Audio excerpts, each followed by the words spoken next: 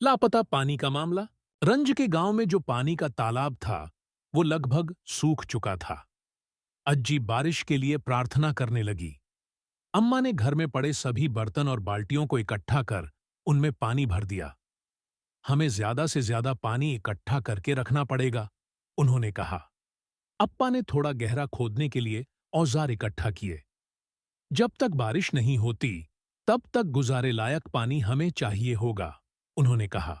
रंज ने अपनी कॉपी और पेंसिल निकाली, फिर अपने दिमाग में पानी के बारे में सोचते हुए चल पड़ी, अपने अम्मा अप्पा के पीछे पानी के तालाब की ओर। उसने तालाब की निचली सतह की बहुत बारीकी से जांच की।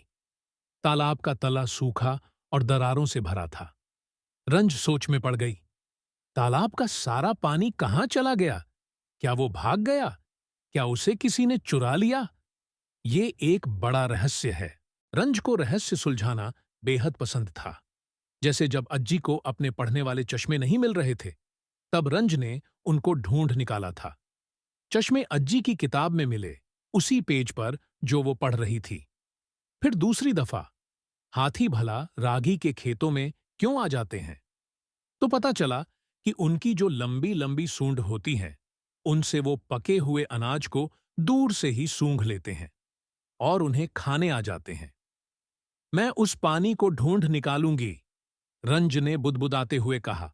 रंज सूखी हुई काई और मरी हुई मछलियों को पार करके तालाब के दूसरी ओर पहुंची। क्या आपको पता है कि पानी कहां जा सकता है? उसने एक मछुआरे से पूछा। लगता है नीचे की ओर बह गया, मछुआरे ने अंदाजा लगाया। रंज ने पहाड़ी से नीचे जाती हुई उस सूखी नदी का पीछा किया। जहां पर वो नहर खत्म हुई, वहां एक और तालाब था। वहां ढेरों बकरियां थीं, पर पानी नहीं था। रंज ने बकरी चराने वाले से पूछा, क्या आप जानते हैं कि पानी कहां हो सकता है? शायद ऊपर, उसने कहा। मैं तो वहीं से आई हूं, रंज बोली। पानी वहां नहीं है। तो और ऊपर होगा, बकरी चराने वाला बोला। वहीं से तो पानी आता है। रंज तालाब तक वापस चढ़ी। फिर वो पहाड़ी के थोड़ा और ऊपर चढ़ी, जहां एक और तालाब था। वहां न तो पानी था, न पक्षी और न ही नाव। केवल एक ही व्यक्ति था वहां। सपना, मुझे पानी कहीं भी नहीं मिल रहा। क्या तुम्हें अंदाजा है कि पानी कहां चला गया? रंज ने जोर से आवाज लगाई। वो सपना को जानती थी। वो उसके स्कूल में ही पढ़ती थी। नीचे! सपना ने चिल्लाते हुए जवाब दिया। रंज को एकदम गुस्सा आ गया। उसने अपना पांव जोर से पटका। नहीं! वो चिल्लाई। नहीं है। न वो नीचे है और ना ही ऊपर में ढूंढ ढूंढ के परेशान हो गई हूं, समझ आया? तो क्या ऊपर? वहां? सपना ने अंदाजा लगाया। रंज और सपना दोनों ने ऊपर आसमान की तरफ देखा। सूरज ने वापस उनकी तरफ घूरा। आसमान उजला था, गर्मी और धूल से भरा। नहीं, दोनों ने हामी में सर हिलाया। वहां तो बिल्कुल भी नहीं हो सकता। रंज हताश होकर सपना के संग नाव में जाकर बैठ गई और कमल ककड़ी का एक टुकड़ा चबाने लगी। वो गर्मी और थकान के मारे बेहाल थी। मंजू के माता पिता गांव छोड़कर चले गए। रंज ने कहा, वो शहर चले गए जहां पर पानी है। शायद हम सभी को यहां से चले जाना चाहिए। तुम जाओ, सपना ने चिढ़ते हुए कहा। तुम्हें किसी ने नहीं कहा यहां रहने के लिए? ने हाँ, हाँ, ठीक है, रंज ने गुस्से में कहा और पांव पटकती हुई घर चली गई। पर कुछ भी ठीक नहीं था। पानी अभी भी नहीं था और न ही बारिश। अगले दिन रंज ने छोटे से गिलास में तालाब के गदले पानी से दांत मांजे। ने आकठू, रंज ने थूका। स्कूल में कक्षा आधी खाली थी। बहुत से परिवार उस इलाके को छोड़ चुके थे। रंज से अब और बर्दाश्त नहीं हुआ।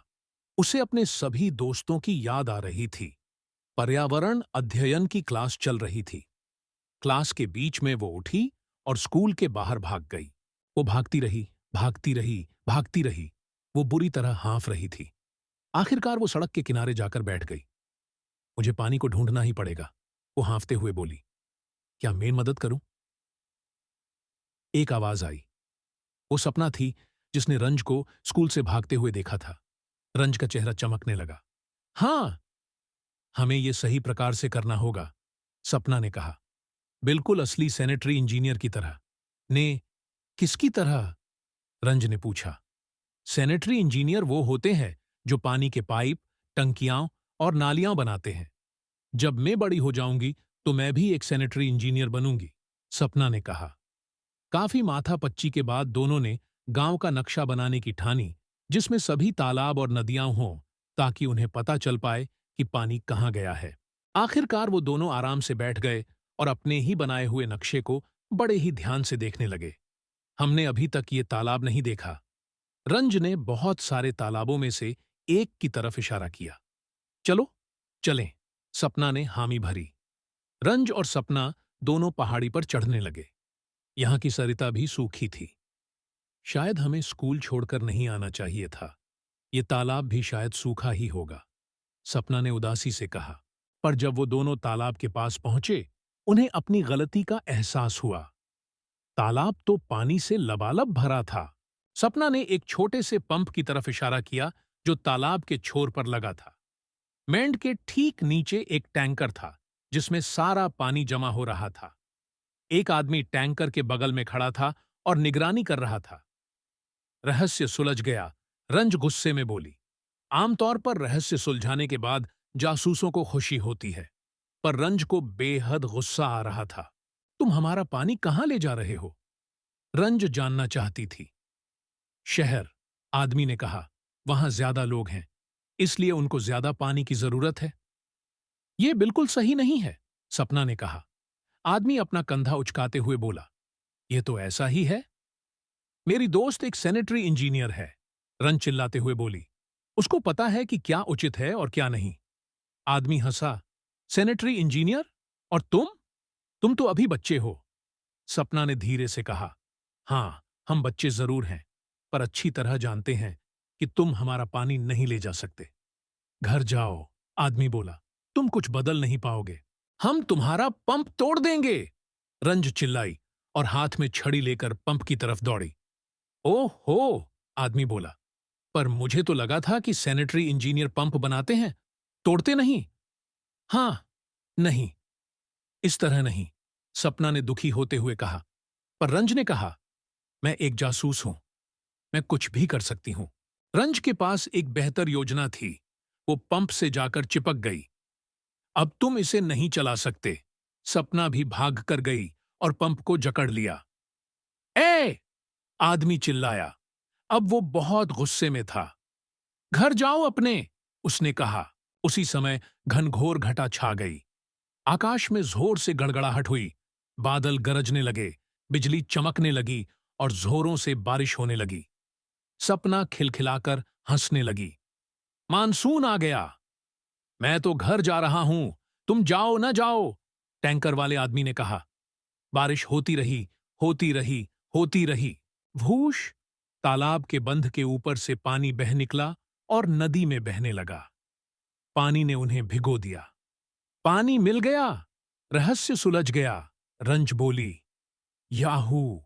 दोनों खुशी से चिल्लाने लगे।